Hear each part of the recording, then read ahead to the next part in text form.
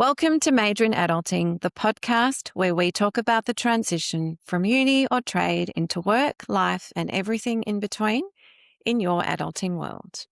I'm Romaine, and each week I share honest stories, practical lessons, and real conversations to help you navigate adulting with confidence, while hopefully encouraging some genuine curiosity and empathy between generations.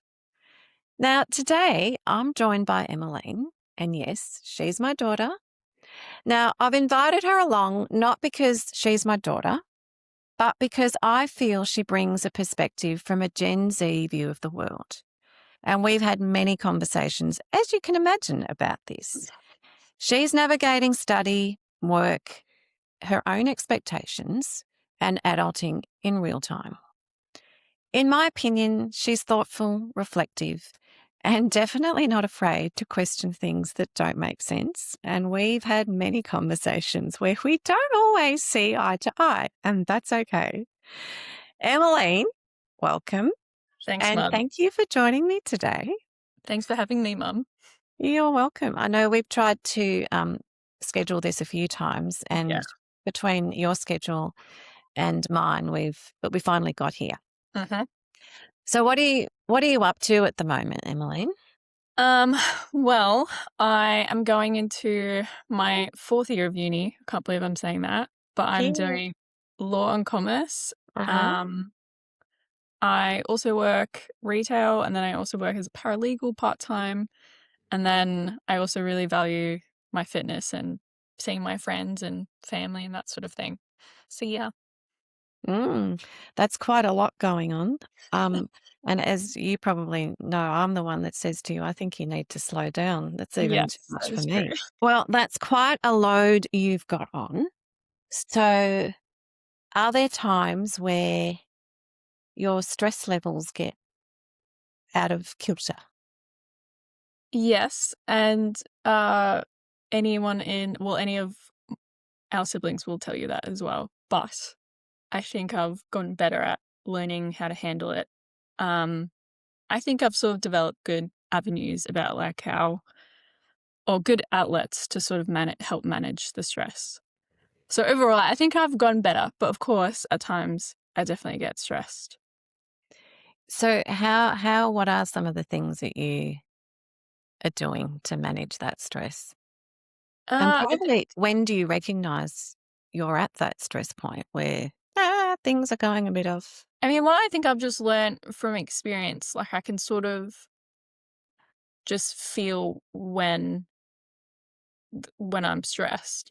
And it's normally from similar things. Like normally if I have a big week of uni or it's I've got a lot on at the moment or it's like exam season, then generally that comes with stress, those sort of cycles in the year. So to a point I can sort of predict when the sort of points in my life are that might be stressful. In terms of how I manage it, probably just having outlets. One is fitness for me, and the other is people, and then also just I think knowing when to, I guess, take a break and take a rest as well. Yeah, well, I mean, I can speak from experience. You're a bit of a machine, so I don't even know how you do it sometimes, but you manage to get through. So kudos to you. Now, I'm out and about talking to lots of people about my new passion project. And I've been really surprised at the stories that I hear. But there are some really common themes. But I want to share this story with you because I want to get your response. So the story that I got shared was a young adult was in a meeting, works for a consulting firm, and the boss's boss, I think, was in this meeting. And it became apparent that this young person had fallen asleep in the meeting, virtually had fallen asleep, and maybe had omitted to take themselves off camera. I don't think they were snoring, but it was obvious that they were asleep. Anyway, the meeting finished, and the boss's boss called this young person's people leader and said, "Hey, I think you need to have a conversation. This scenario happened. It's not good." So the boss's boss, or the person's boss, had a one-on-one and brought up this incident of them having been caught falling asleep in a meeting, and was a little bit perplexed by the response. Well, firstly, this person clearly didn't deny it. They couldn't. But they gave a bit of a laugh and said, "Well, yeah, I get tired in the afternoons." Okay. Now, the response was have a coffee, do something different. I don't drink coffee. Anyway, the solution was that I guess this person had actually done this a couple of times and had declared that they just needed some extra time in the middle of the day to regenerate and take some rest time and then come back in the afternoon. Of which I was pleased to hear that the organisation that she worked for actually accommodated this. So she was a high performer and obviously valued. I'm going to say I was a little shocked by the response of the laugh, but also there was part of me that felt a little bit, wow, how courageous for them to explain that, yeah, well, I get tired in the afternoon and I need my day structured differently. I don't think it's a good thing, and I'm making a judgment here. What are your thoughts? I'm curious. You don't think it's a good thing to be falling asleep in meetings, or you mean accommodating like that? No, I don't think it's not the falling asleep. It's the response. Because it wasn't, in my mind, professional, but I've got an older head on my shoulders. It probably wouldn't have been the response if I was in that person's shoes that I would have been distraught. And I would definitely not have laughed. Yeah. I mean, I think, I guess my first thought when I hear this is, I guess I would be curious about what sort of what the work expectations are that would, I guess, lead to someone falling asleep. Because, yeah, my initial response is if, you have someone who's gone to the point where they are falling asleep with meetings because of the workload that they have, that is kind of a concerning thing in terms of, yeah, maybe there are some accommodations that could be put in place to sort of ease that workload and those expectations. But I probably agree in the sense of probably could have acknowledged it and apologized. But I guess the other thing I have been thinking is I also think part of the reason why I think it is important and valuable to have sort of accommodations and work-life balance is I think it is a tool that I think can be used to sort of get the best out of people. Because because burnout, for example, and if you are struggling mentally because of workload and expectations, that can then lead to, I guess, yeah, worse productivity. And yeah, burnout is not desirable for businesses. So I do think accommodating people so that they can, I guess, bring more focus and more productivity to the job they do, I think it's definitely a positive tool that can be used.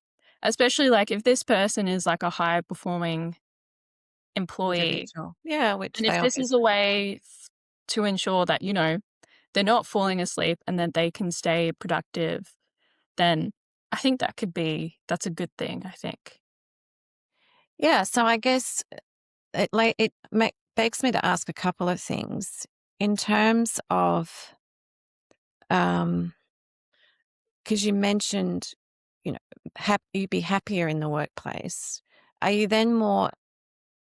Would you then be more loyal? Because one of the challenges that I'm hearing is retention of younger adults in the workforce, that if they're not getting the progress or they feel that their sense of purpose is not connected, um, or they're burning out, they're taking agency and making that choice to leave, I think, far more frequently than maybe older generations. And I think it's a subjective thing when you talked about workload.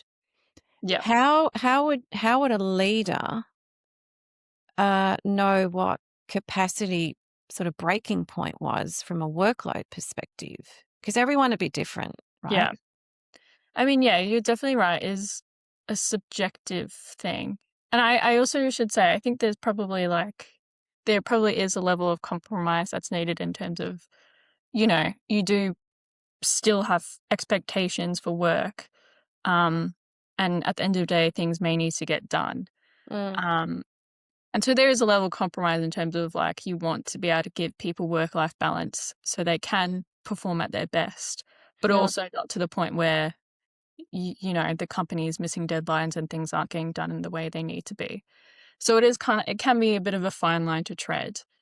But I think with our generation, in terms of how I guess leaders would know when maybe expectations are too much.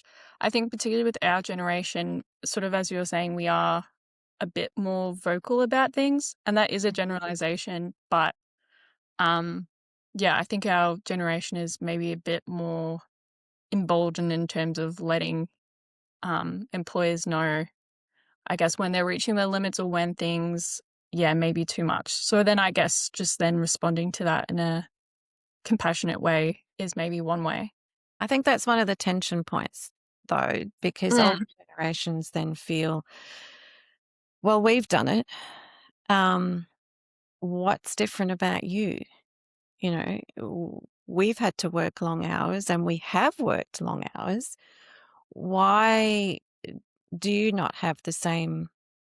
And again, a generalization, and it's not a view of everyone, but I know that there is that tension between older generations looking and hearing and seeing younger generations in the workforce, saying that their workload is too demanding, and that I think you've brought up a couple of times, this work-life balance, which I think we all want. But I feel from my conversations that your generation are more active in vocalizing when that's out of kilter.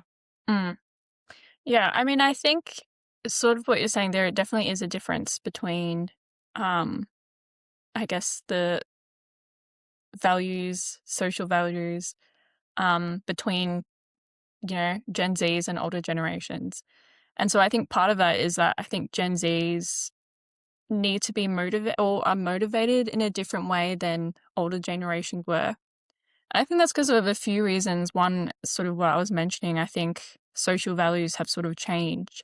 I And think, what are those social values in well, I think, your perspective?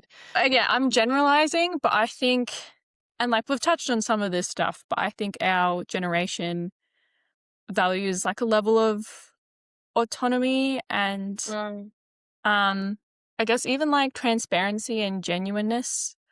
Yeah, and I think our generation feels a level of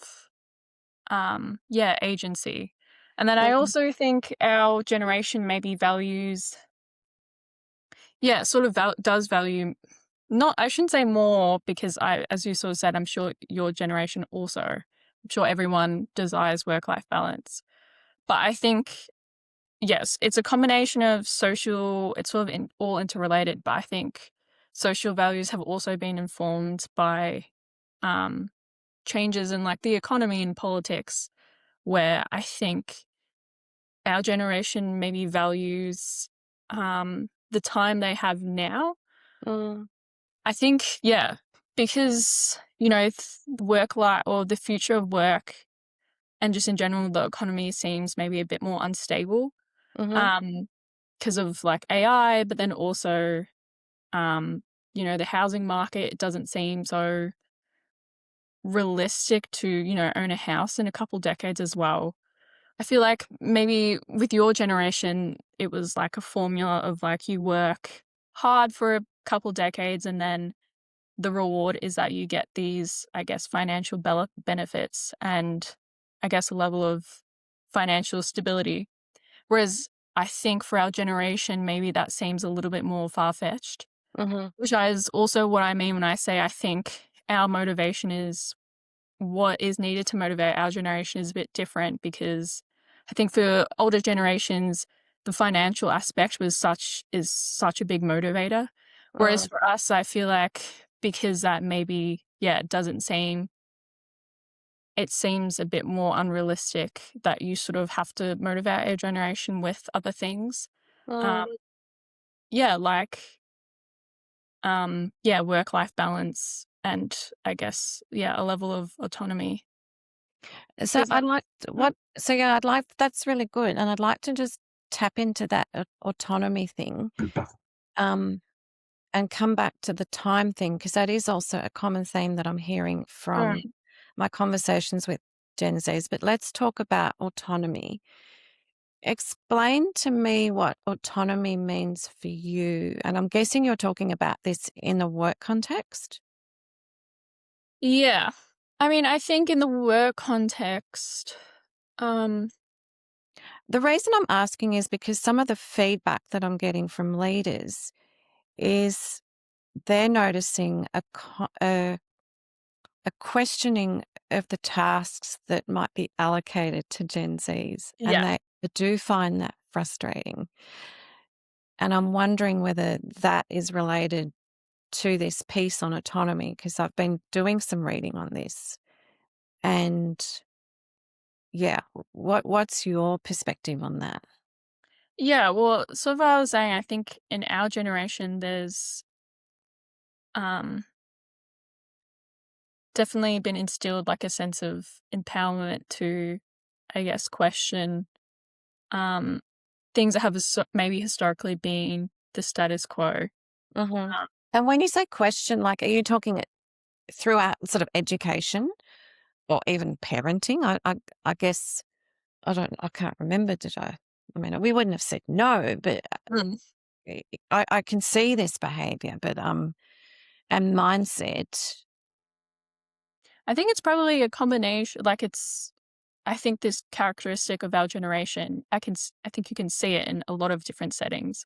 Yeah. Um, like I think politics and education is one, parenting, yes, as well. But I also think you can sort of see it in like on a more micro level in like the workplace in terms of, I guess, questioning maybe certain policies or procedures, for example, that you don't understand or questioning tasks, maybe like why Mm-hmm. it's delegated to you. Um, I think maybe our generation has been raised in a culture where we are talking about things that maybe historically haven't been talked about before You mean amongst yourselves, like as a generation? as a Or generation, but I also do mean like things like mental health, for example, it's mm, not as taboo of a topic anymore. mm. Um, and so, yeah, generally, I think things like that have sort of empowered our generation as a collective to, across many different areas, to, I guess, feel more comfortable question things. Um, in a way that, maybe older generations, I don't think had the opportunity to or were invited to in the same way. So if we take the questioning of a task that's allocated to you in the workplace, well, you're working. How does it work? How does it work for you? I mean, I think sort of what I was saying before, I think our generation maybe values a level of um, transparency and communication because a lot of times in my circumstances and in my observations, Mm, in like a work setting, me questioning certain procedures and policies is, I guess, trying to understand or have a level of transparency as to why this thing is important when I might not see why it is. Mm-hmm. If that makes sense. Yep. Um, So the the task that you're doing at a micro level, mhm. you're wanting to understand how that fits into the jigsaw puzzle. Yeah, I think it's particularly as well when I feel as if maybe there is I feel a disconnect between this as to how this policy makes a difference or why it is so important.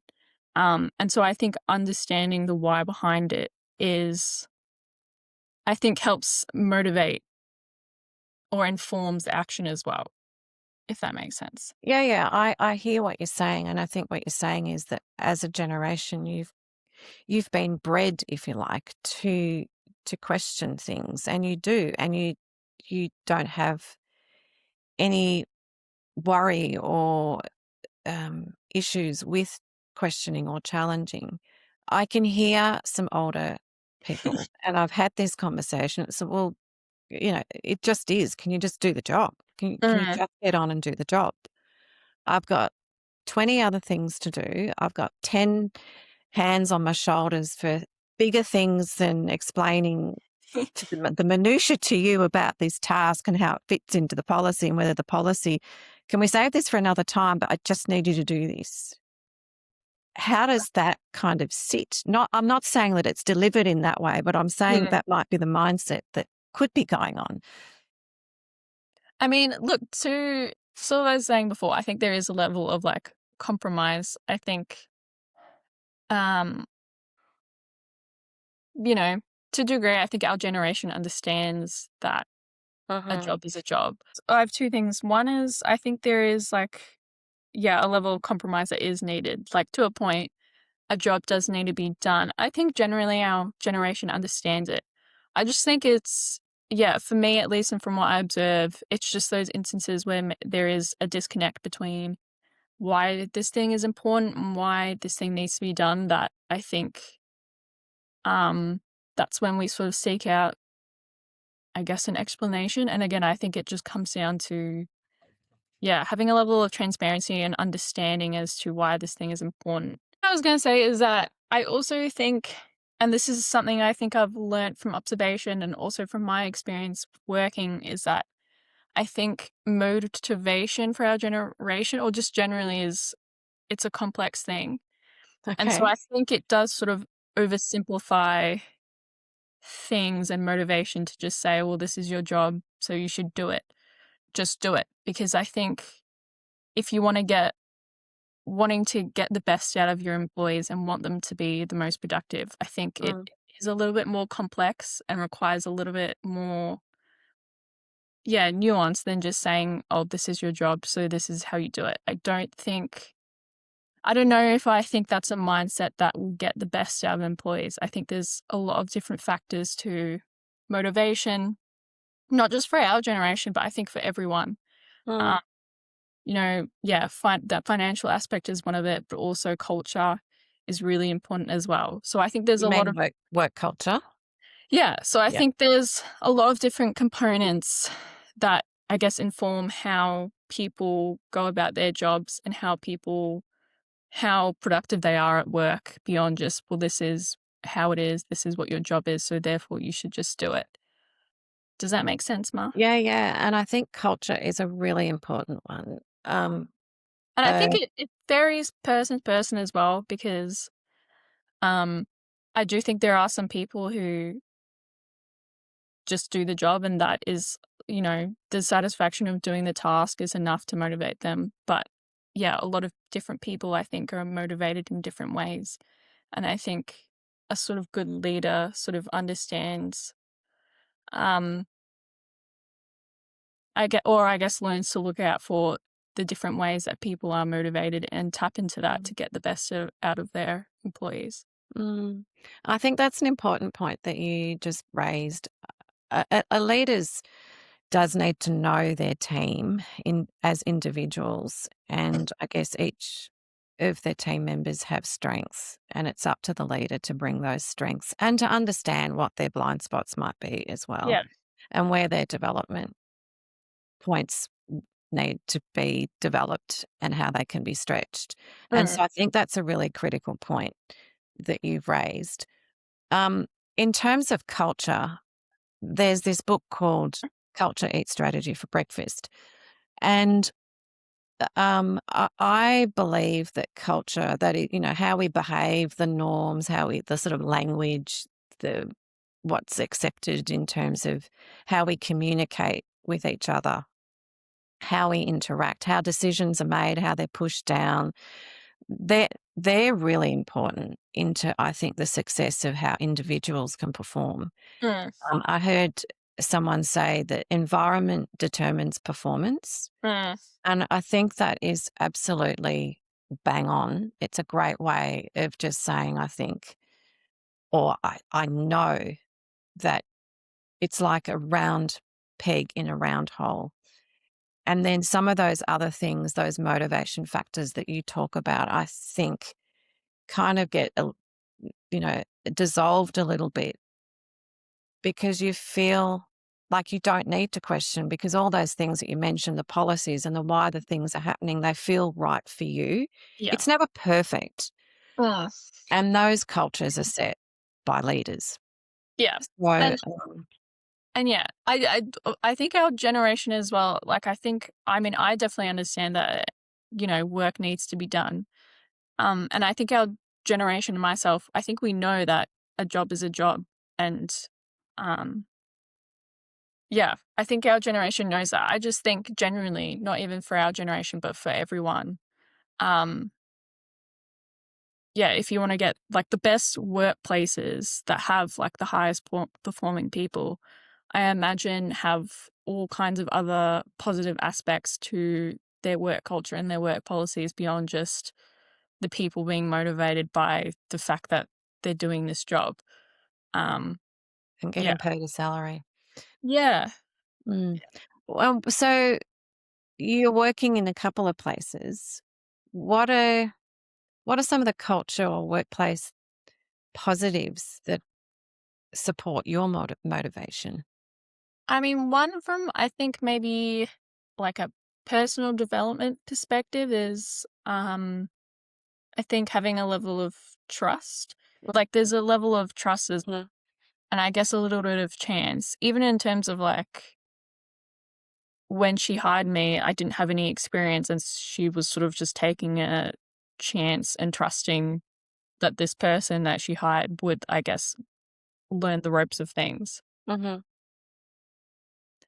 But she would have probably had a vibe about what it was. But the trust thing, that hasn't been instant, I'm guessing.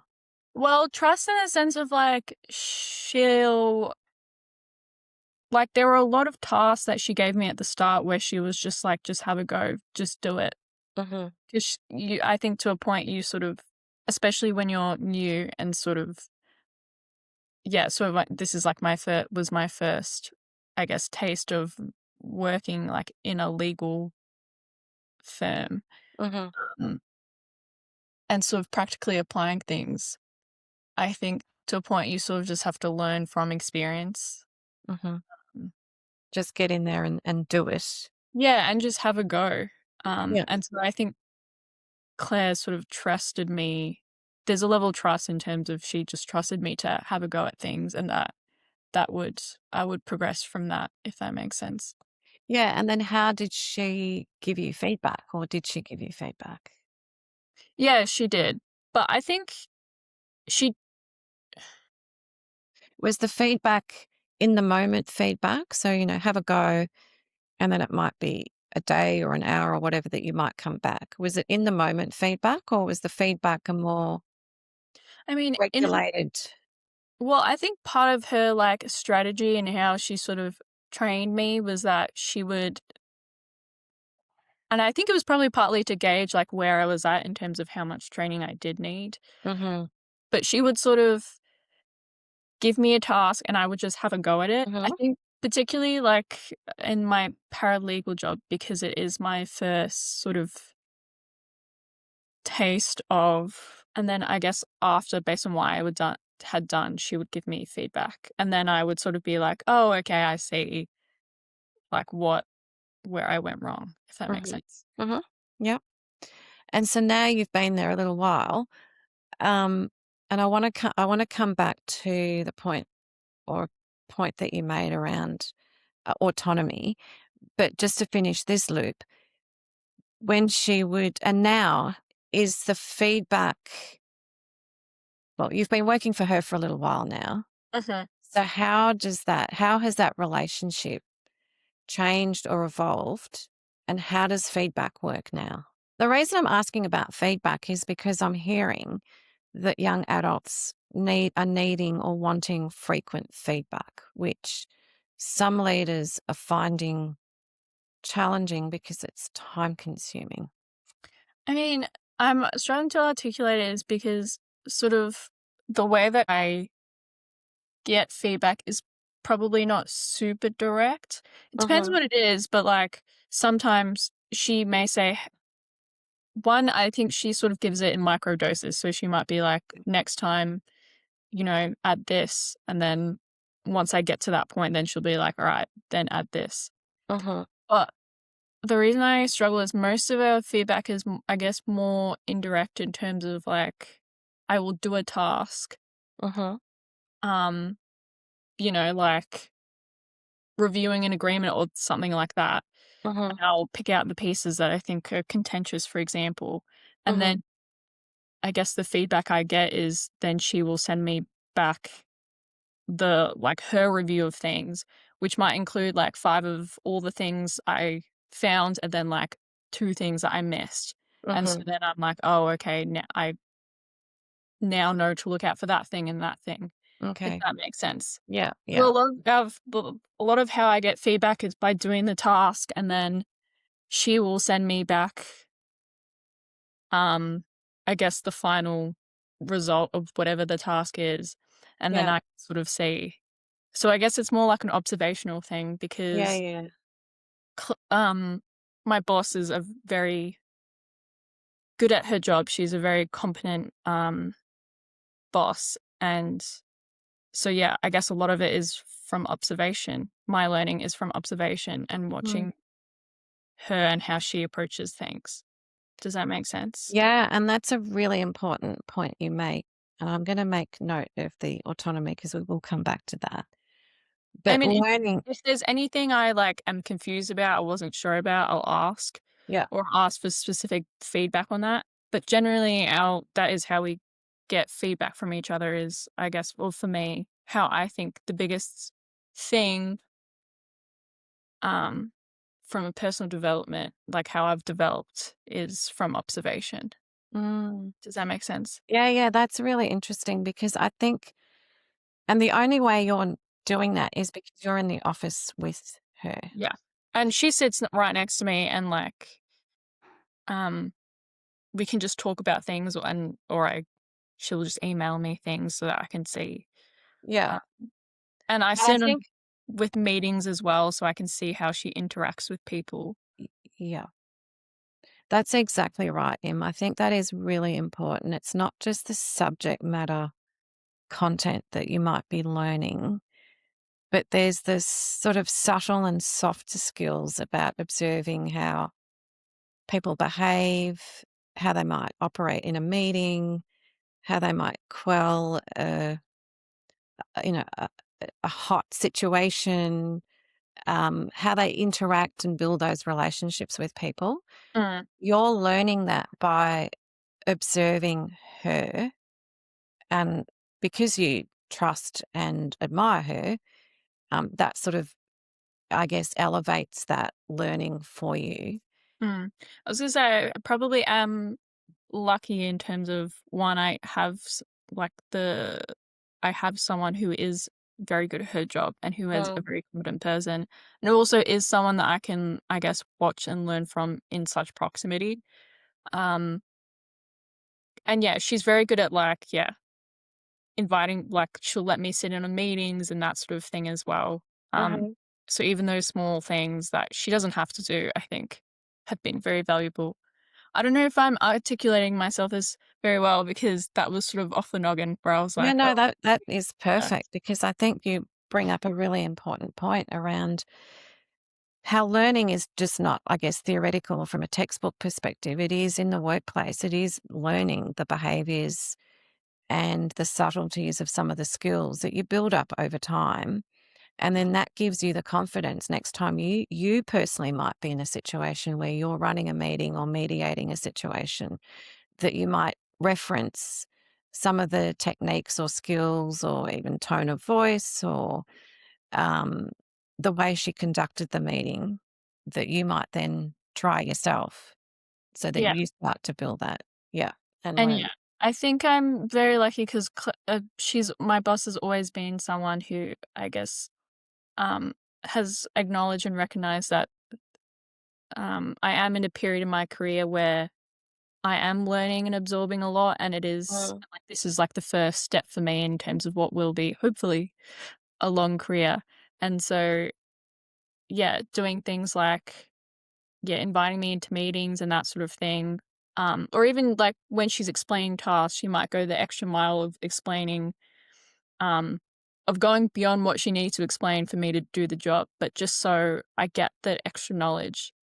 Um, mhm, because I think she understands that not just from like a job perspective, but just like for my future and from a personal development perspective, it is important for I guess young people to, I guess, learn beyond just what the job is, but also just generally to absorb as much as you can about the industry and the field.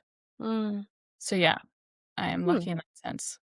No, and I think she's I think demonstrating that she's a, as you say, she's a great boss and a great leader. So yes, you are very lucky. So okay, so is there anything else that you'd like to share about what you would like to see a workplace look like, especially when you've talked about some of the things that you feel your generation value?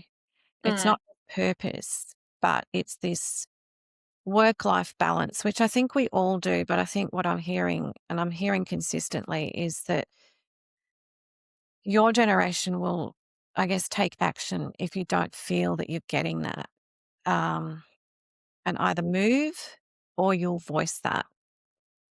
So I guess work life balance where there's consistency of work. It's not that you're afraid of working hard, but maybe those, you don't want to get to those burnout points either. So it's about realistic capacity. yeah. Are there any other things that, as you're now starting your professional work, that you're looking for um, in a workplace that can motivate and support you so Mm. that you're better integrated, so that there's less friction, um, and yeah, we create a more harmonious workplace? Well, I don't know if this is exactly what you're getting at, but something I was thinking, I think, is at the moment, and I guess that's sort of where this podcast coming from, is sort of bridging the gap between different generations, because there is a bit of a divide at the moment. Mhm, Um, so I think in the future, I think a level of like collaboration and compassionate communication, I think, is important to sort of, yeah, help bridge the divide. Because, yeah, sort of what you're saying, I think there's things to learn from both sides and both generations. I mm, think I've been very lucky enough, just in my personal life to, have parents and Marty, um, and my boss, to have a lot of people who I've been able to observe who work very hard and have very strong ethics, which I think is like a characteristic of your generation.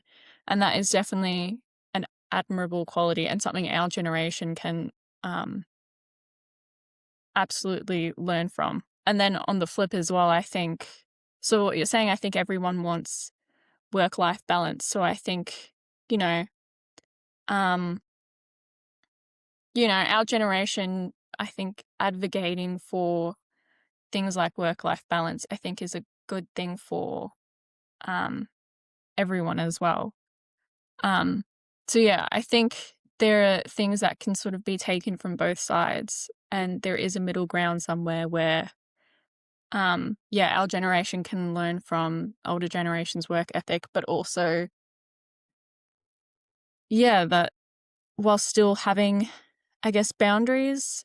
Mm, mm, Yeah, so I think that's probably the other thing, and I think that sort of bridging that gap comes from, I guess, communication and, um, I guess not jumping to conclusions about why people think certain ways, if that makes sense. yeah, yeah.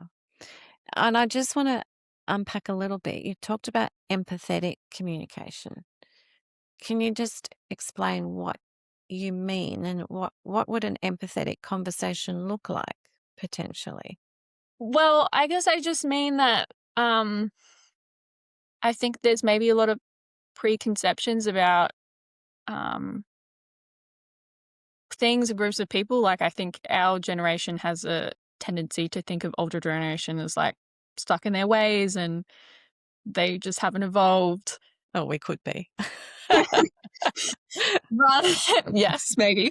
And then I guess your generation, what I've heard is that, we're lazy and we don't respect authority and that sort of thing. So I just mean that, I guess, going not just having conversations and not just communicating, but going into them with a level of compassion for, I guess, the different experiences and social values that have informed our views and our opinions. Mm, Um, because yeah, like, I may disagree with, I guess, or may not have the same values that I think some of your generation might have and vice versa. But I think I have a level of understanding that it has been informed, that you guys were just following the status quo of your time and that your generation was informed by the social pressures of your time and then vice versa. mm. So yeah, I think, yeah, when I say compassionate, empathetic communication, I mean having conversations and communicating, but going into it, I guess, with an open mind and, yeah, going into it with an idea of having a level of compassion for the experience that this other person or this other generation has had that has, Mm. yeah, informed their view. And then I think that is a way to sort of bridge the gap because, yeah, I think there is a middle ground somewhere and things to sort of learn from and take from both sides. Yeah, well, I think the middle ground has to be found or the bridging has to come because older generations, especially Gen Xers, we're going to be working for a lot longer for some other social and Mm, financial reasons as well. I think they'll keep pushing out the retirement age or access to superannuation, and Gen Xers have aging parents who will need support either as a physical care or even there's some data to show that even financially because our parents are living longer as well. So maybe their financial planning isn't keeping up with the duration of life that they're living. So mm, there's those pressures. Plus, I think some of the pressures and socio issues that you've talked about with your generation, the Gen Zs, that yeah. maybe their work life is not as linear. It might be more stop start. So they may be at home for longer. Mm, Well, so you've got the Gen Xers called the sandwich generation, sandwiched between their children who are needing support and sometimes financial for longer, mhm. and then parents who are aging. So Gen Xers are going to be in the workforce for a lot longer than we may want to be. And then you've got the millennials who are going to, who are starting to emerge as the new leaders as, the boomers and Gen Xers move out of the workforce. But then your generation within the next 3 to 4 years are going to make up 30% or a third of the workforce. So I think some of the things, the behaviors and the way that you guys have been formed, if you like, is going to become more pronounced in the workforce. So Yeah. if you see all these dynamics happening, if we don't start to talk about it and find some middle ground or bridging, there's going to be a lot more tension. Well, yeah, because it's sort of, I feel like it's out of, like, collaboration and communication is needed out of really necessity. Because sort of, as what you say, at some point in the soon future slash already now, we Mm. are all gonna be working together, and I guess to do that well, that's a good for everyone. Yeah, you sort of do need to be willing to, I guess, collaborate and learn, um, and yeah, communicate. Yeah, and I think see each other's differences and points of Yeah, view. I think that's really important, and to and yeah, understand. Yeah. I think there's a way to, yeah, take from everyone's different perspectives and hopefully create a better work culture for everyone. Yes, absolutely. I couldn't agree with you more because we've all got to work in these cultures, and we all, I think what I find interesting is we all actually want the same things. Well, I yeah. think maybe the older generation has accepted some norms. And interestingly, the millennials have kind of accepted that as well. Depending on where you are on that millennial Mm, spectrum, they do look across the fence at your generation, sometimes a bit enviously, because you do have agency and are being more vocal about what you want and what you won't put up with, I guess, in the workforce. But then because they're sandwiched in this other generation, they can also see, yeah, maybe the Gen Zs need to sort of, think about this a little bit differently too. But yeah. well Anyway, I'm finding this whole topic so interesting.